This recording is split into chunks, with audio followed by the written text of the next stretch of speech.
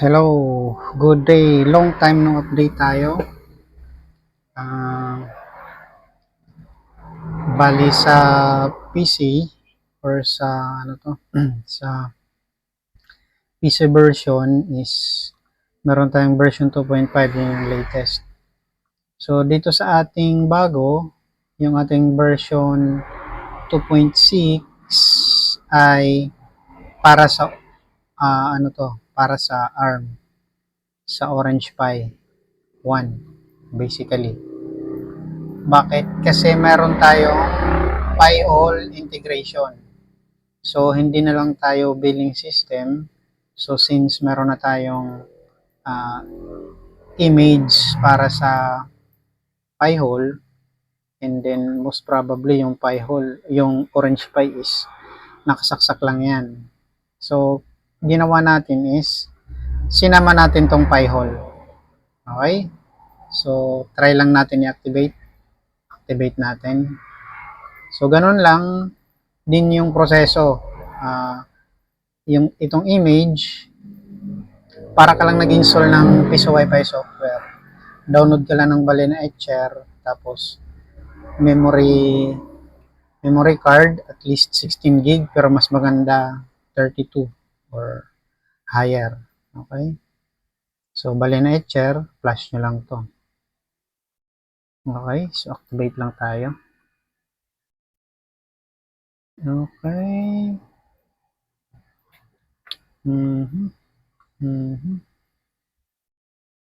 Okay, so activated na yan pagka ganyan. So, ang default login natin is ISPTIC, username, and then yung password is admin. So, sa first run, maghahanap yan ng Microtech. So, okay nyo lang to. And then, so, sa network ako. So, ito yung aking IP address. Ito yung aking, halimbawa,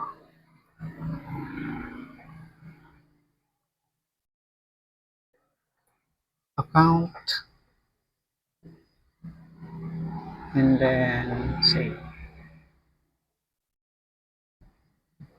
So, updated na siya. Nabasa na niya yung Microtech, yung ating hex, 20%. Tapos, nag-graph na rin siya sa ating Ether 1. Naka-default yung Ether 1. So, basically, pag bagong activate, yung una nyong gagawin is set up tong Microtech. So, itong Microtech, yun na yung nauna kanina. So, kung iba yung inyong graphing, yung babaguhin nyo na lang dito is ito, address, yung inyong port, tapos kung anong interface ang gusto nyong i-graph. Tapos model, type nyo na lang din. Okay, sunod is yung subscription. Subscription, kung halimbawa PPPP, ano to? P2P, PPPoE. So, punta ka lang sa PPPoE. Tapos, lahat ng ito yung sa ano mo, sa Microtech. So, pricean mo lang ng 300. Presyo plan 299. Tapos 499. Save. Plan. Lahat ng plan is dapat may presyo. So, ito, plan 399, 400, plan 799, 600.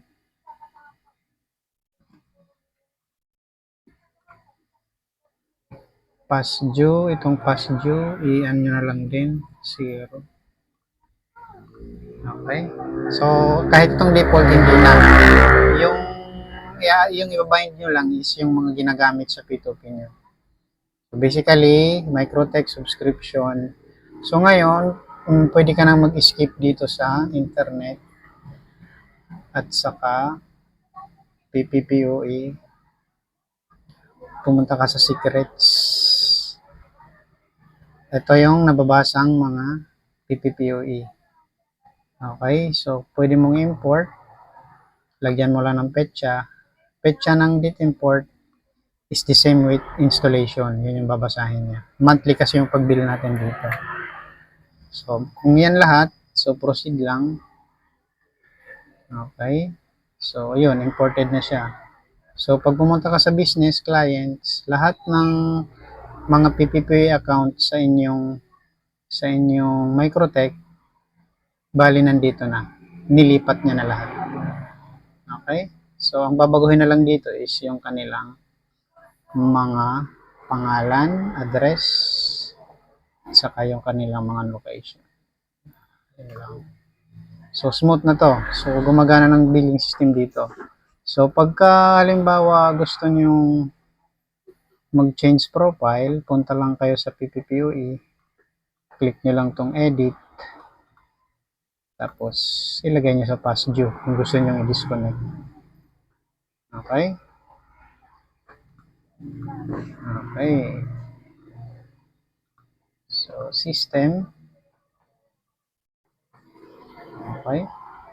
Ayan. So, try natin mag-bill monthly. So, may, halimbawa, may save. So, ayan, meron na tayong billing. Okay, so pwedeng print. Siset nyo rin dito yung inyong sa essentials, itong business, pangalan ng business nyo, number, owner, host name or domain name. Okay. And then, yun lang. Okay na to. Pagka ganyan, ito yung ating mga additional tools. Meron tayong Micmon version 3. Ang mga account nito is mga default lang. Micmon and then 1, 2, 3, 4. Tapos sa version 4, Micmon 1, 2, 3, 4 lang din. And then yung ating pinakabago, Pi-hole.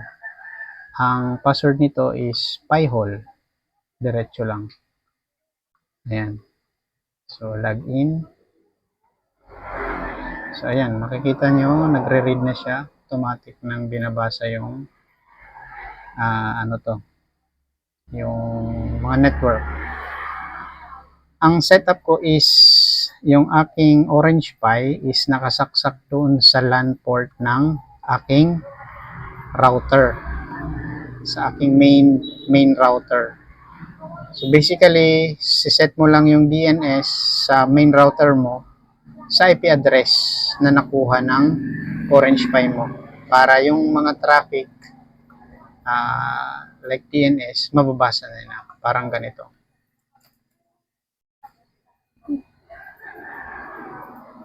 So, ayan. So, pag pumunta ko sa services, dito sa DNS, ito, 192.167.7.110. Ito yung address ng aking Pi-hole. 1110. So, kaya linagay ko dyan. DNS kasi siya. So, para lahat ng traffic na lumalabas dito sa aking main router, pumapasok, mga request, unang titingnan dito, ipo-point dito sa ating DNS. Okay? So, ayan, nare-read na yung ano. So, ganun lang siya kasimple. So, maganda to pagka Orange Pi yung inyong parang para optimize yung network nyo, and then ano to, para smooth yung mga network nyo. Tingnan mo, imagine total queries, and then so nababasa niya rin dito 5 active. Ayan. Okay. Router board 1110, usually mga ano to. Okay. So query logs, pwedeng naka-live update sa dashboard. Ito yung mga block. So kung kailangan yung halimbawa i-update yung inyong i-update yung domain name list. Update nyo lang. Okay na siya. Tapos, kung may mga additional, magbabago yan dito. Yung sa domains list. Okay? So, ayan. So, optimize. Ang kagandahan dito is, yung mga Google Ads, basically, hindi na dyan tatagos. Tapos, yung mga to, yung mga kagaya nito, yung mga crawler, doubleclick.net. So, napipilter niya na yan. Kaya, smooth ang network. Diba? Smooth yung network pag meron kang pi-hole. So, wala lang, naisip ko lang. Kasi may nakikita akong mga billing system na features uptime monitoring. Yung monitoring. I mean, okay naman yon, maganda kasi yon. Pero, kung monitoring lang yan, tapos, monitor mo lang, wala ka nang magagawa. Kung halimbawa, mabagal yung Facebook, mabagal yung ano. Okay lang yan. Tapos, monitor naman yan dito sa down detector. Ngayon ito, yung ating billing system is featured na siya. Meron na tayong pi-hole para smooth yung ating network. So, ganun lang. So, ilagay nyo rin doon sa inyong main ISP, yung kanyang DNS. Tapos, yung inyong Orange Pi, doon nyo isaksak. Tapos, ganun lang din ang pag-access sa inyong billing system. Okay? So, ganun lang po siya kadali. Sa ating version 2.6. Tama ba? Oh, version 2.6 with Pi-hole integration. Okay? So, version 2.6 muna. Actually, meron to hanggang ano to. Ginagawa ko pa yung sa cloud, pero I think mas maganda yung ganito. Kasi yung principles natin is your network, your rules, your business, your data. Para nalolocalize nyo lang yung ano. Mapipili nyo yung pwedeng mag-access sa inyong system. Okay, anyway, so yun lang and God bless.